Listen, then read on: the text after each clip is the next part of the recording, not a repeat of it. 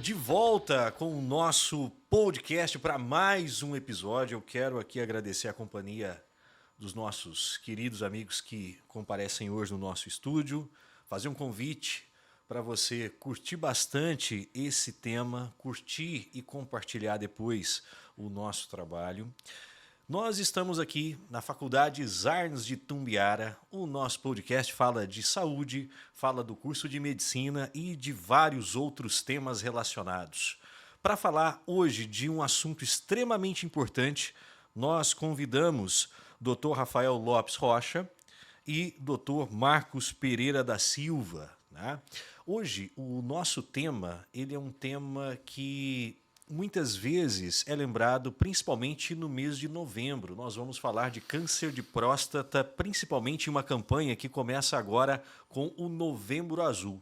E os nossos colegas especialistas vão trazer as informações que nós precisamos, principalmente, compartilhar com as outras pessoas que, aos poucos, devem procurar atendimento quando necessário, prevenção, que é muito importante, né? Só para introduzir aqui, a gente lembra que o câncer de próstata, se pegarmos os números gerais, é o segundo mais comum entre os homens. Então, esse próprio dado já revela aí algo extremamente preocupante.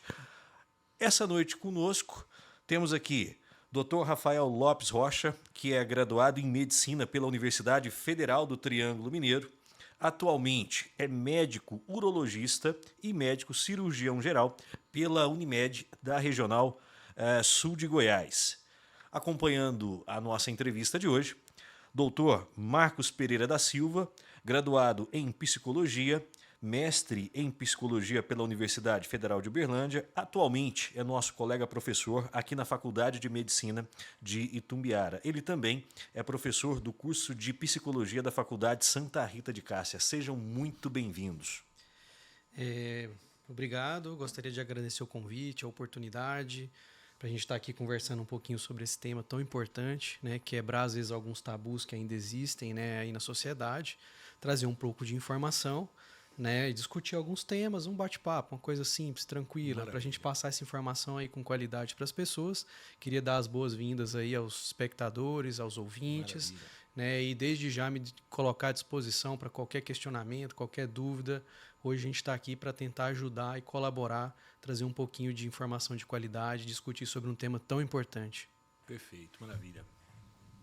Eu também agradeço pelo convite, né? É sempre muito importante discutir temáticas, principalmente quando a gente pensa no câncer de próstata, que é algo que envolve aí a saúde do homem, né? Homens que a gente sabe que, infelizmente, ainda procura pouco, né? As consultas, se cuida muito pouco em relação às mulheres, e trazer aspectos relacionados a questões emocionais que envolvem, né, o diagnóstico, que envolve também o medo, né, em procurar o médico, enfim, alguns receios que a gente encontra por aí. Muito obrigado pelo convite. Nós que agradecemos, em nome da faculdade, né, nós ficamos honrados em recebê-los essa noite. E hoje nós vamos fazer um bate-papo baseado em aspectos médicos, clínicos e psicológicos, né? E para começar essa nossa conversa, doutor Rafael, quando a gente fala em câncer de próstata, as pessoas já se preocupam, né? Quando eu tenho uma doença, eu vou lembrar de sintomas. Né? O que eu penso de sintomas? Quais são os sintomas, sinais? O que a pessoa deve levar em consideração quando procura algum tipo de dado como esse? Aí é um ponto muito importante que você citou, né? Qual que é o objetivo do rastreamento do câncer de próstata? A gente fazer um diagnóstico precoce para a gente conseguir proporcionar um tratamento adequado e promover a cura, né? A gente sabe que nos tumores de próstata em fase inicial, o índice de cura é altíssimo, ultrapassa os 90%, 95%. Então, qual que é a chave desse segredo? Né? O câncer de próstata, na fase inicial, ele não tem sintoma nenhum. Né? E muitas das vezes os homens esperam que aconteça algum sintoma para procurar o atendimento médico. quando o câncer de próstata já está em fase avançada, ele que provavelmente vai começar a ter sintomas urinários, né? E aí a gente tem que saber diferenciar esses sintomas urinários de uma doença benigna de uma doença maligna. Entendo. Que a gente sabe que os homens com envelhecimento, a próstata ela aumenta de volume, ela aumenta de tamanho.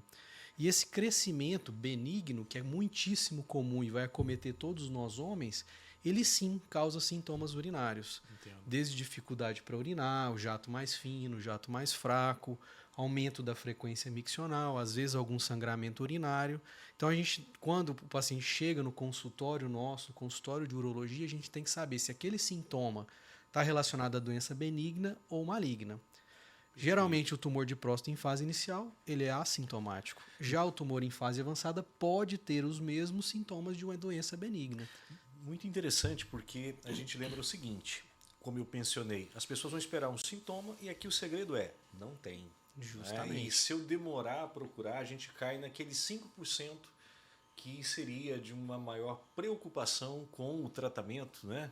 Enquanto se ficássemos atentos ao diagnóstico precoce, né, a gente cairia numa margem de cura, de resposta melhor ao tratamento. Com muito certeza, melhor, né? Então a dica aqui, o recado é não esperem dar sintoma para procurar o acompanhamento, o rastreamento, né? Depois nós vamos conversar isso mais tarde. Vou informar para vocês aí, passar para vocês as idades, como é que a gente faz esse rastreamento, esse acompanhamento. Né? No decorrer da conversa nós vamos discutir tudo isso, né? Mas homens, né? Principalmente filhos, pais, irmãos, tios, cuidado. Não espere dar sintoma para procurar atendimento médico. Existe uma faixa etária que a gente tem que indicar já o rastreamento de câncer de próstata, independente de sintoma. E aí é o segredo para a gente fazer o diagnóstico precoce. Maravilha. Nossos alunos também que acompanham, alunos de outras faculdades, alunos de outras áreas da saúde, também devem ficar atentos a esse tipo de recomendação, porque somos nós que vamos orientar as pessoas, né? E a orientação ela vai muito além do aspecto básico, né? A gente Sim. tem um detalhe tão importante quanto esse, mas, doutor Marcos, como que a gente pensa em receber um diagnóstico? A pessoa recebeu um diagnóstico, ele não fez esse acompanhamento quando jovem, quais são os impactos na autoestima dos homens? Como que eu relaciono essa autoestima com ansiedade, com depressão? Existe uma relação? O que nós podemos criar de informação a partir desse ponto? Então, assim, Barbaresco, existe algumas coisas que a gente tem que pensar, né? Quando a gente fala, por exemplo, de depressão, transtorno de humor, transtorno de ansiedade, existe uma correlação. Uma correlação é diferente, por exemplo, da gente falar que um câncer de próstata causa uma depressão, né? Para a gente ter um transtorno mental ou problemas relacionados à saúde mental, precisa de outros fatores, né? Hoje a Organização Mundial de Saúde ela entende os transtornos mentais como multifatorial. É óbvio que um câncer ele vai e pode ser, por exemplo, um fator desencadeador de algum transtorno mental, algum estado depressivo, alguns estados ansiosos. Porque o câncer de próstata, especificamente, ele afeta diretamente a autopercepção que o homem tem de si, principalmente em uma cultura igual a nossa. Porque muitas vezes afeta funções ali que está relacionado, o doutor aqui pode explicar melhor, mas funções que estão relacionadas, por exemplo, à atividade sexual dele, né? E aí vem aquele sentimento de inadequação, como que as pessoas elas vão, será que eu vou conseguir continuar tendo uma vida sexual, né? Como que isso vai afetar? E até a gente vai falar mais sobre isso, mas muito da resistência de procurar um médico, um especialista, é também um medo de surgir alguma coisa, aparecer alguma coisa, porque tem esse receio. Então, afeta diretamente a autoestima, a autopercepção da pessoa, principalmente se tratando de homens, né? Os homens eles têm essa percepção de ser funcional, de não funcional só sexualmente falando, mas ativo, e é um quadro que o sujeito ele associa a inatividade, né? A dificuldade de continuar uma vida normal e etc. Mas é um fator desencadeante, assim, que pode desencadear. Uma relação direta. Existe uma correlação entre não só o câncer de próstata, mas qualquer tipo de condição oncológica, ela vai desencadear estados emocionais assim intensos. Não tem como o sujeito ele passar por isso sem ter algum tipo de alteração emocional. Então vai impactar assim diretamente. E com relação à idade, doutor Rafael? Só Que pra- idade a pessoa preocupa? Só para complementar sim, o que ele claro. falou antes, né, é exatamente isso que ele comentou. Né, o diagnóstico em si, né, igual qualquer problema oncológico, qualquer tipo de câncer, eu nem gosto de falar essa palavra para os pacientes, impacta diretamente. Né? Então, eles têm medo do diagnóstico, né? Então, isso acontece, eles não procuram às vezes por causa disso, do diagnóstico e do tratamento, que vai impactar na sexualidade, às vezes na continência urinária. Né? Então, existe todo esse tabu, né, que hoje a gente sabe que não é bem assim. Né? Quando um paciente chega lá, a gente tenta orientá-lo com relação a isso, o tratamento não é mutilante. Né? E outro erro que eles cometem é que, como se todo tratamento de doenças da próstata fosse causar alguma lesão nesse aspecto de sexualidade, masculinidade. Não é assim. Um resultado quase que obrigatório do processo, E não né? Na verdade, a cirurgia para tratamento benigno ou o tratamento clínico em si não afeta em nada essa parte.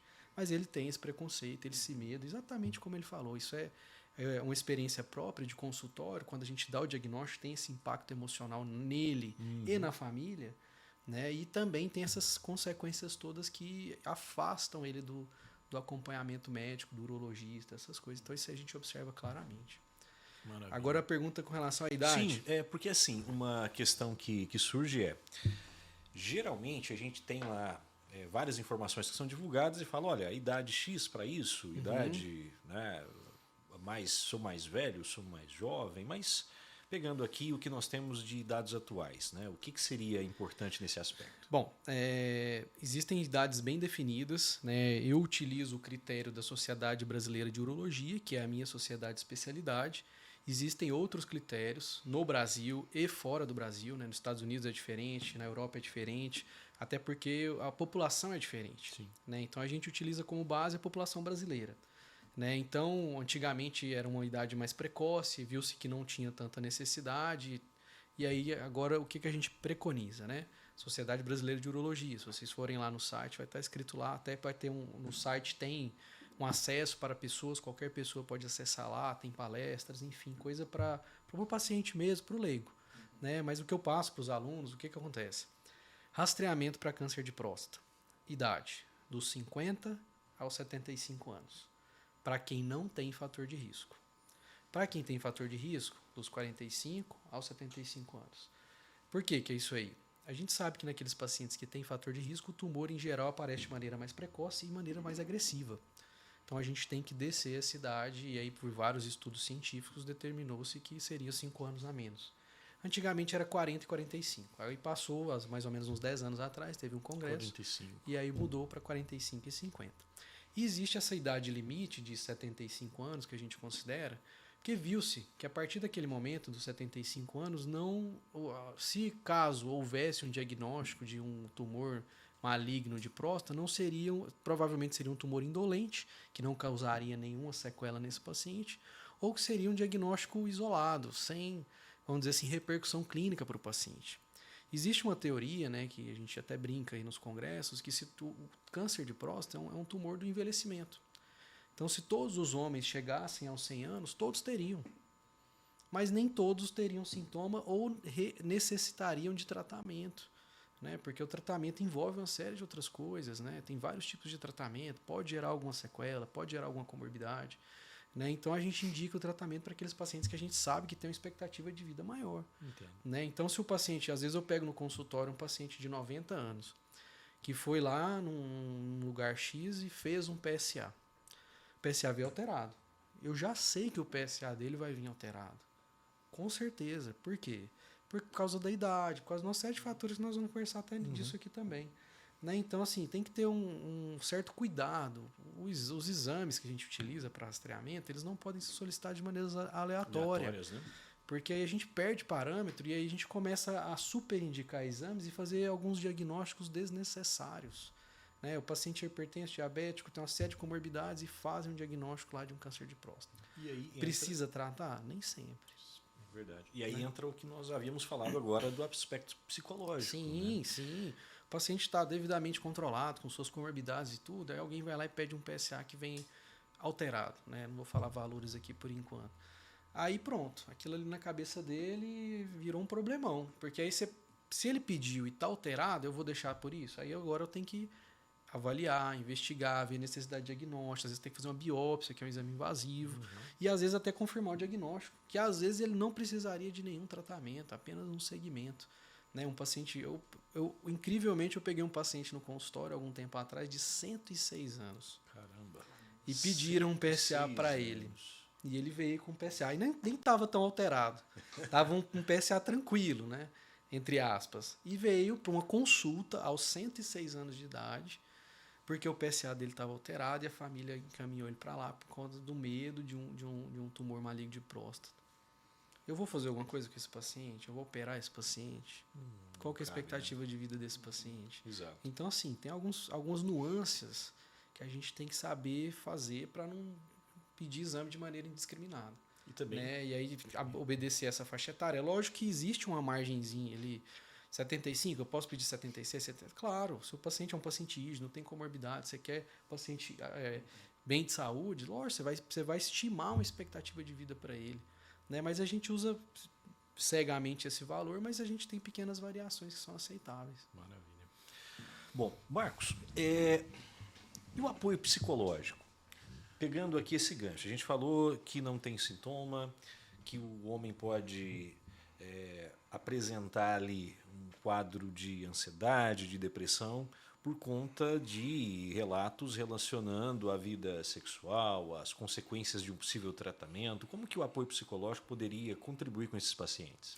Então, assim, Barbaresco, o apoio psicológico ele é fundamental nesse ponto. Igual o doutor estava falando aqui, muitas vezes esse processamento da informação, do diagnóstico, etc., ele vem enviesado. Né? E vem enviesado por senso comum, por desinformação, muitas vezes. Né? Então, ele vem enviesado. E é isso, geralmente, que impacta ainda mais do ponto de vista emocional. Um apoio psicológico ele seria fundamental no sentido de psicoeducar o sujeito mesmo, a dar ferramentas, às vezes, para ele flexibilizar algumas perspectivas. Né? Bom, eu estou com câncer de próstata, mas isso significa que o meu tratamento ele vai ser extremamente invasivo, vai ser extremamente ruim? Não necessariamente. Entendeu? Então, é um processo realmente assim de ajudar o paciente a lidar com essas como que eu poderia dizer? Com essas intensidades, com essas desregulação emocional. A gente poderia usar um termo assim, desregulação emocional, porque impactar vai. Né? O adoecimento ele é algo que vai impactar emocionalmente as pessoas. As pessoas, geralmente, elas não levam muito em consideração que elas podem adoecer, que elas vão adoecer durante vários momentos da vida e pode passar ali por um processo de tratar de um câncer, né, de tratar de uma outra doença. Mas o sujeito, quando ele recebe essa notícia, esse diagnóstico, ele vê isso de uma forma muito enviesada. Pela experiência de vocês, seria recomendado que o paciente, além da preocupação com o diagnóstico, com aspectos relacionados a seguir ali uma clínica, ele também fosse orientado a procurar esse apoio? É possível? Quais áreas da psicologia atendem? Como que funciona? Você quer começar? Bom, assim, tem uma área, o Barbaresco, psico-oncologia, que são realmente as pessoas especializadas em lidar com pacientes que estão em processo de tratamento oncológico. As pessoas que trabalham com psico-oncologia, e a gente tem alguns lugares que dão uma boa formação sobre isso.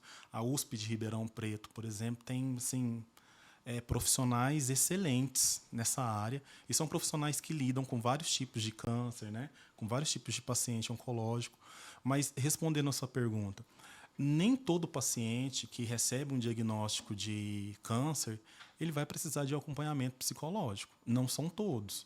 Tem pessoas que já têm ferramentas para lidar com esse adoecimento. Porque acontece muito também das pessoas acharem assim, se colocar muito no lugar, né? Fazer aquele movimento empático e falar assim, poxa, se fosse eu estava abalado emocionalmente. Tem pessoas que têm mais resiliência. Né? Tem pessoas que... Então, a gente vai ter que avaliar tipo, caso a caso, assim, realmente a particularidade do paciente. Tem pacientes que vão afetar e esses pacientes vão ter recursos realmente assim, para elaborar e ter o engajamento no tratamento, seguir a vida. E vai ter pacientes que não vai conseguir fazer isso sem um apoio psicológico. Então, é necessário avaliar. E eu acho que o profissional de medicina ele já avalia isso com o perfil do paciente, que está ali acompanhando, né? Já foram algumas consultas, então ele vai perceber isso. Então vai depender muito, entendeu? Não é todo mundo que vai precisar, entendeu? Mas boa parte das pessoas, de certa forma, é interessante ter esse acompanhamento psicológico, pelo menos no início. Isso é um gancho muito interessante, porque a gente, mais uma vez, quebra um ponto que não tem uma regra.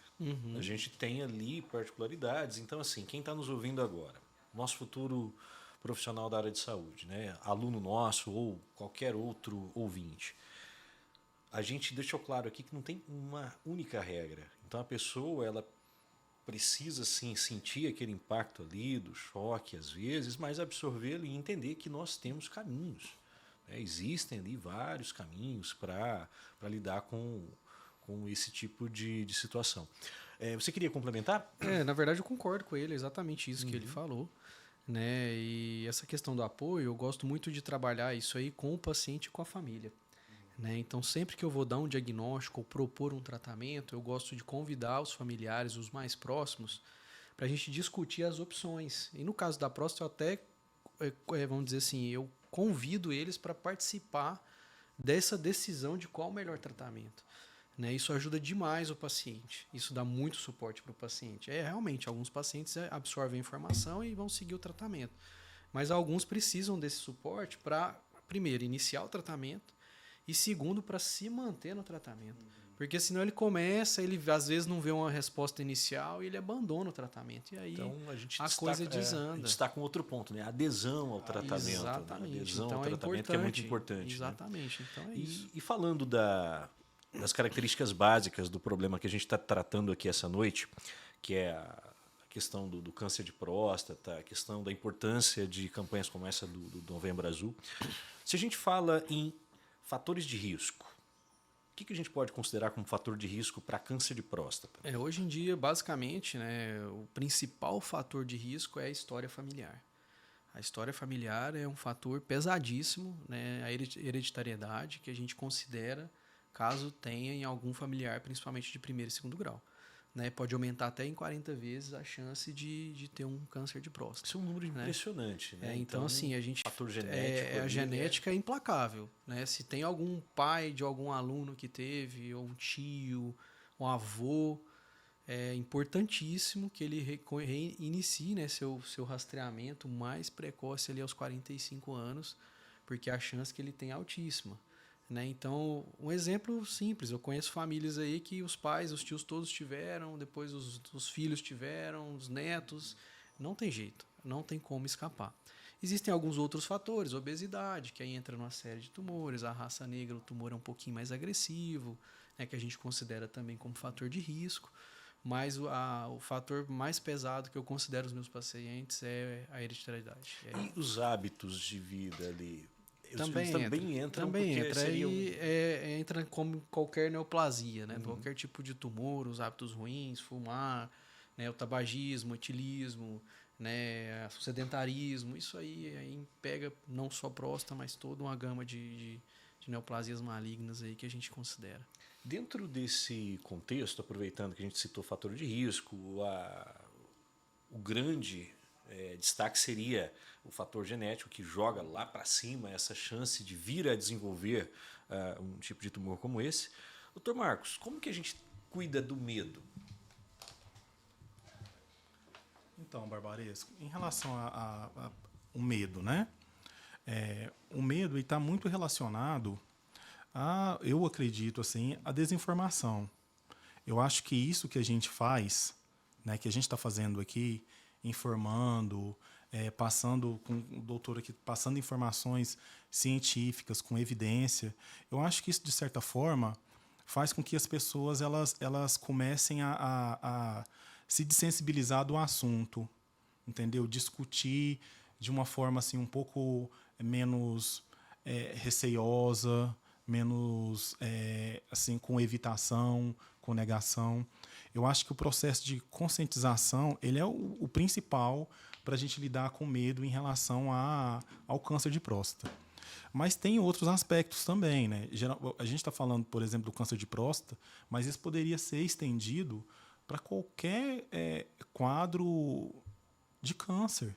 As pessoas possuem um medo assim absurdo sobre esse quadro. Ou qualquer doença, né? Às vezes a gente fala... Só que é uma doença muito estigmatizada também, assim, tem um estigma no sentido de não semelhante às ISTs, né, HIV e tal, mas tem um estigma no sentido assim, o sujeito que tem câncer ele sempre vai passar por um momento muito difícil, por um tratamento muito pesado. Muitas vezes o doutor falou da questão da adesão, né, no suporte psicológico, etc. E eu super concordo com ele, porque eu acho que o principal suporte tem que ser familiar. Se a pessoa tiver o suporte psicológico e ela não tiver um suporte familiar, não vai. Né? Eu acho que o principal, isso que você faz, é excelente, porque a família precisa estar envolvida, precisa estar super envolvida mesmo, mas quando a gente pensa nessa questão do medo, é muito por desinformação, é muito por questão assim, da pessoa não saber realmente como que é o tratamento, as chances que ela tem. Tipo, a gente vê que quando descobre no início, né, quando é inicial o câncer, a chance, por exemplo, do tratamento ser bem sucedido, ela é enorme. As pessoas desconhecem esse tipo de informação. Verdade. Então, o medo ele vem muito em cima assim, de coisas preconcebidas do senso comum. Entendeu? A gente pode até fazer um gancho, já lançando a pergunta do Dr. Rafael, com relação a esse medo, é uma interpretação muitas vezes baseada em informações que não são científicas, não é informação que veio ali de um profissional de saúde. O pessoal recebe lá, tive um diagnóstico. Às vezes nem um teste diagnóstico foi ainda. Está falando de PSA. Né? Meu PSA veio alterado. E aí? Como que a gente explica? Quais são os diagnósticos? O que significa PSA alto, baixo? Como que a gente transforma isso numa informação útil justamente para enfrentar uma parte desse medo que as pessoas têm? É importante a gente conversar sobre isso, sobre o PSA. Né? Por quê? O PSA é um exame específico da próstata, mas ele não é um exame específico de câncer. Então, tem várias doenças da próstata que podem alterar o PSA. Até mesmo o crescimento benigno da próstata, que é o mais comum e que todo mundo vai ter. Né? Então, assim, às vezes ele chega com um PSA que ele considera alto e às vezes para ele não é alto. Por quê? O PSA pode aumentar com crescimento benigno, com infecção, com inflamação, com câncer de próstata. Né? Então, o médico ele vai ter que saber diferenciar e refinar essa informação para passar e aí diminuir essa ansiedade que o paciente chega ali. Meu PSA, eu olhei aqui na referência e está acima da referência. Joguei no buscador Joguei e veio no Google, veio lá, né? tirei meu exame na internet. Mas o valor de referência do PSA, ele tem uma série de refinamentos técnicos que a gente tem que utilizar. Né? Então não é lá 2,5 que às vezes vem escrito, ou 4 que vem escrito igual vinha antigamente. Né? O PSA ele tem um valor específico para aquele paciente. Vai variar de acordo com a idade, vai variar de acordo com o tamanho e o volume prostático. Né? Vai variar se o paciente utiliza ou não e que tipo de medicação ele utiliza para a próstata. Né? Então, assim, um valor isolado de PSA, muitas das vezes, ele mais assusta do que ajuda. Né? A gente, para fazer o rastreamento, a gente utiliza o PSA e outras coisas, exame físico, outros exames complementares. Né? Então, não é um valor isolado de PSA alto que vai dar diagnóstico de nada daquele paciente. Seria como tentar entender uma história inteira pegando só a capa do livro. Exatamente. Né? Ele pegou um ponto só. De um, vamos supor, tem várias vários tripés ali. E a gente está falando de uma área sensível. Tem Sim, crescimento celular, sim. tem hiperplasia, sem necessariamente ser o crescimento, o Olha desenvolvimento de células tumorais. Que né? interessante. Até a coleta do PSA tem que ser adequada. Se o paciente não respeitar as orientações que o laboratório informa para ele fazer a coleta de maneira errada, vai vir alterado. E ele não tem nada, às vezes. Só que ele coletou de maneira incorreta e o resultado, consequentemente, vai vir um falso positivo. Né? E aí a gente tem que saber interpretar isso e até questionar o paciente se ele obedeceu às orientações que lá, de repouso, enfim.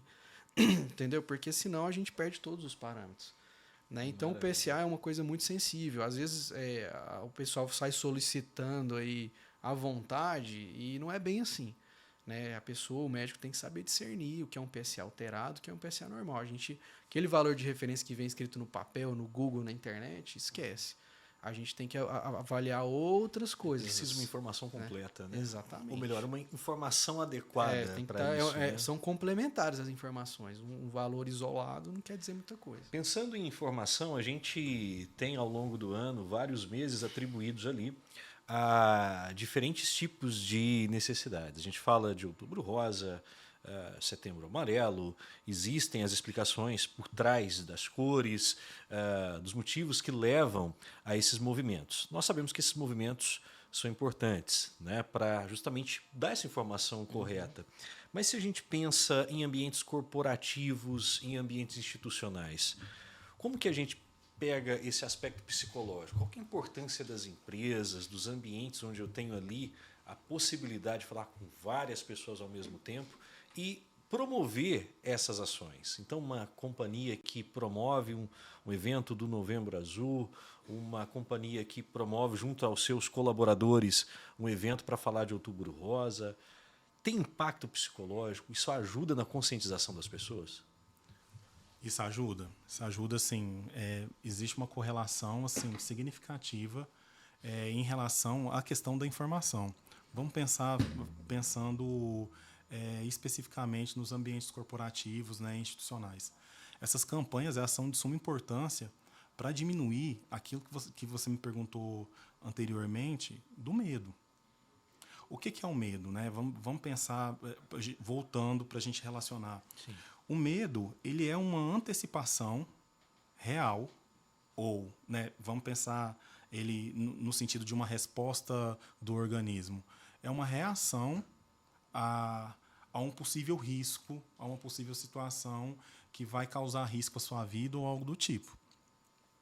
O que acontece, por exemplo, no caso das doenças, quando não tem informação suficiente sobre, igual o câncer de próstata?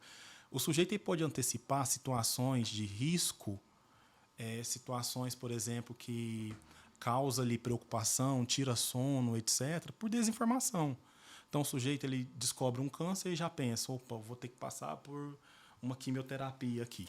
Então, se eu tenho, se no trabalho, ele está vendo aquilo ali, se ele está participando de um grupo que talvez um colega fez um teste, ou seja, essa difusão de informações ali no ambiente onde a pessoa acaba convivendo com os colegas, né? Isso pode... Conhecendo sobre... Isso diminui o impacto negativo do diagnóstico, entendeu? Da doença. Negativo, eu falo do ponto de vista emocional mesmo. Porque o impacto negativo, muitas vezes, ele vem por desconhecimento. Vamos pensar uma pessoa que tem uma fobia. Uma pessoa que tem uma fobia suponhamos que a pessoa tem uma fobia específica. Ela não consegue entrar naquele elevador e subir. Por que ela tem essa fobia? Porque ela tem todo um processo cognitivo disfuncional. Ela antecipa, por exemplo, que o elevador ele pode cair, que o elevador ele pode travar lá em cima, e realmente pode. Mas a possibilidade disso acontecer é mínima.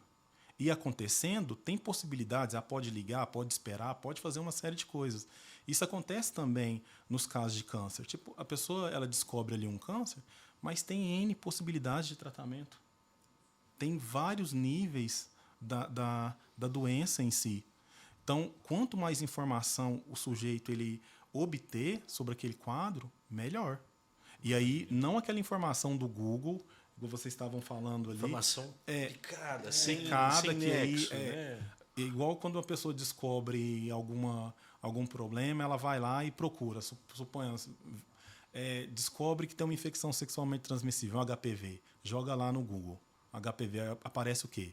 Uma imagem de um órgão cheio de condiloma, e a gente sabe que boa parte das pessoas que tem trata de forma muito tranquila um HPV. Verdade.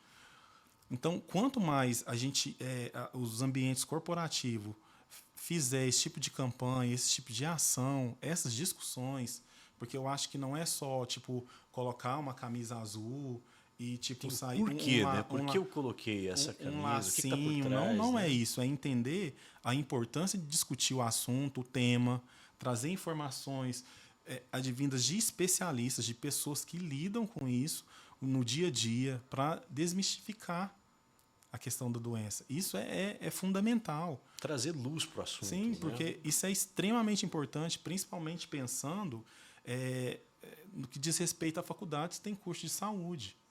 Eu vejo muitas campanhas assim, que são campanhas que a pessoa veste a camisa, põe o lacinho, etc., mas não tem aquela discussão, não tem. Então tem que ser uma campanha que tem que levar essas coisas em consideração. Quando eu fiquei sabendo do podcast, super bacana discutir, trazer um urologista, uma pessoa que trabalha com isso, sabe, uma pessoa que entende, que vai informar. Isso vai desensibilizando as pessoas. Quanto mais a gente discute sobre um tema, sobre um assunto, a gente vai tratando aquele tema com mais naturalidade.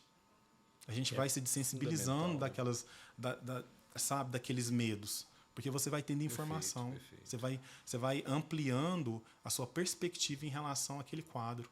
Maravilha. E com relação a isso, né, essa questão nas empresas, no mês de novembro, que é o mês em comemoração, é um mês dedicado a isso. Mas a gente cabe lembrar que tudo isso tem que ser feito durante todo o decorrer do ano. Né? O mês de novembro acaba que todo mundo lembra, né? Igual você falou, põe a camisa azul, põe um lacinho, tem um bigodinho lá que eles põem da propaganda. Mas essa informação ela é importante, por quê? Para você fazer o seu amigo, o seu paciente, seus colegas fazerem essa procura, essa busca ativa no decorrer do ano todo. Hoje nós temos aqui em Tumbiara algumas empresas que elas incluem no periódico o rastreamento para câncer de próstata. Então o paciente ele vai passar num periódico, eles encaminham o paciente para nós e a gente tem que fazer essa avaliação e fazer um relatório que esse paciente realmente foi e que foi feito lá a observação que tem que ser feita. Né? Então isso aí, as empresas estão cada vez mais conscientizadas em relação a isso. E esse é um aspecto muito positivo. Nossa, né? E um ponto que é importante, a gente caminhando aqui para o encerramento, fica claro que o diagnóstico ele não vai depender ali de um sinal, de um sintoma. É preciso ficar atento à idade, é preciso ficar atento a histórico genético, né? É preciso procurar o apoio psicológico, se necessário. É preciso ter a informação correta e perceber que se eu vejo lá, PSA alterado, e aquilo sozinho não quer dizer muita coisa. Quer dizer para o especialista que como foi dito, uma doença de próstata. Uma das doenças, não necessariamente câncer de próstata, que são coisas relacionadas, mas não são o mesmo processo. Se a gente pega todo esse histórico, pegando aqui quem tem esse histórico familiar, já sabendo da importância do diagnóstico, qual recomendação a gente dá para essas pessoas, além, claro, de antes mesmo daquela idade já ficar atento? O que é preciso fazer? O que eu recomendo, né, para os homens? Né? Todos os homens eles deveriam ter um médico para cuidar da sua saúde, né? Seja urologista ou não. A menina, a mulher, ela se inicia aí as suas idas ao ginecologista desde cedo, desde que tem a sua primeira menstruação ou até antes. Né? Isso é cultural.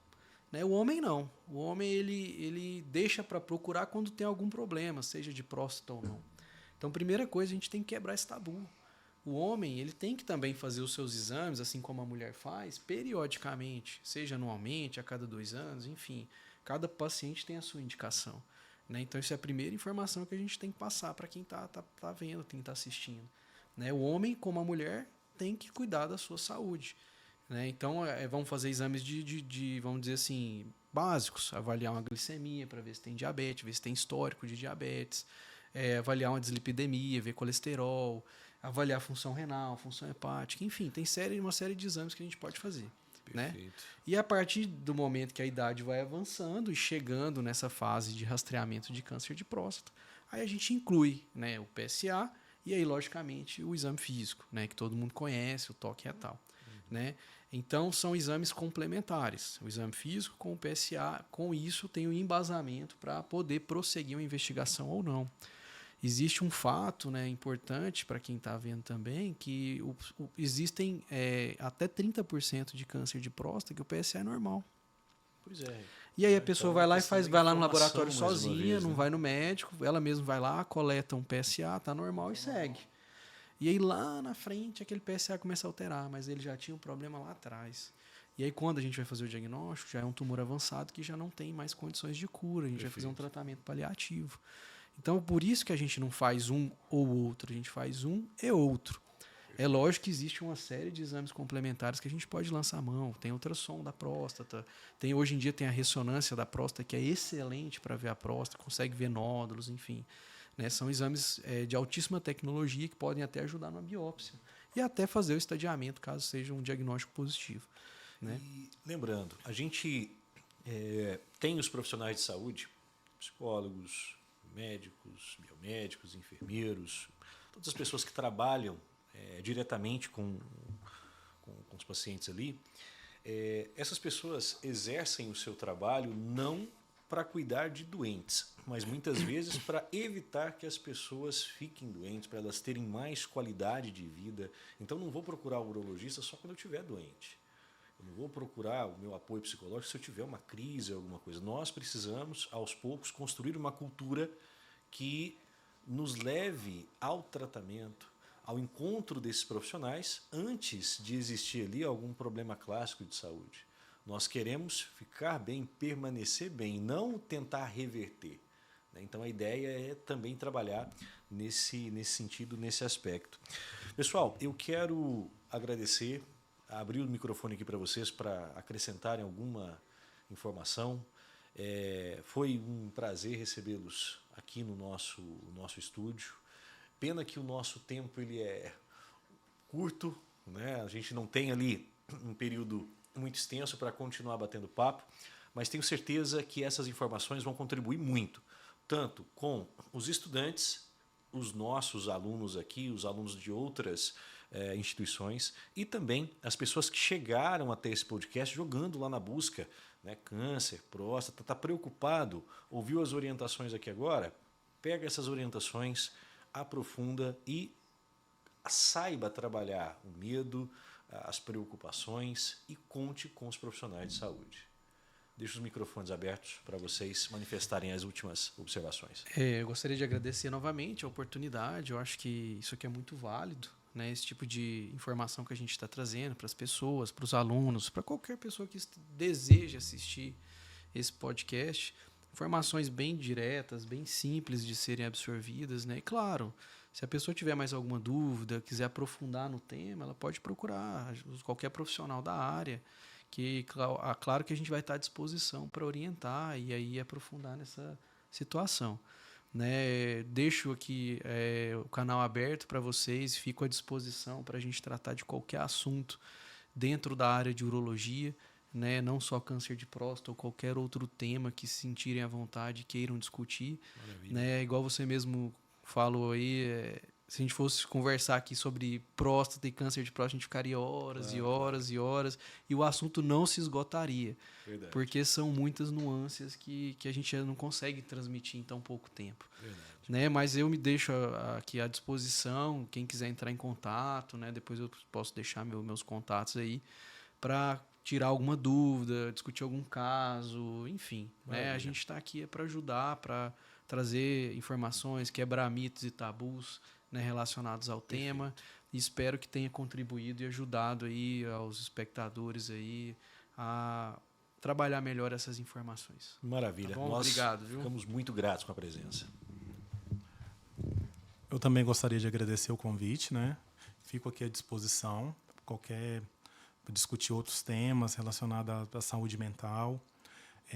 Acho extremamente pertinente isso que aconteceu hoje. porque é uma forma da gente conscientizar, da gente informar a comunidade de uma forma geral, né? E a gente tem que enfatizar que é um podcast feito em uma universidade de medicina, mas isso se estende a toda a comunidade. Claro. A comunidade vai ouvir, a comunidade vai se informar. Eu acho que mais importante do que os alunos ouvirem, né, se informar, eu acho que é a comunidade. Sim. E eu fico à disposição também para responder dúvidas, né? Estar em outros momentos também falando sobre saúde mental, né, os impactos.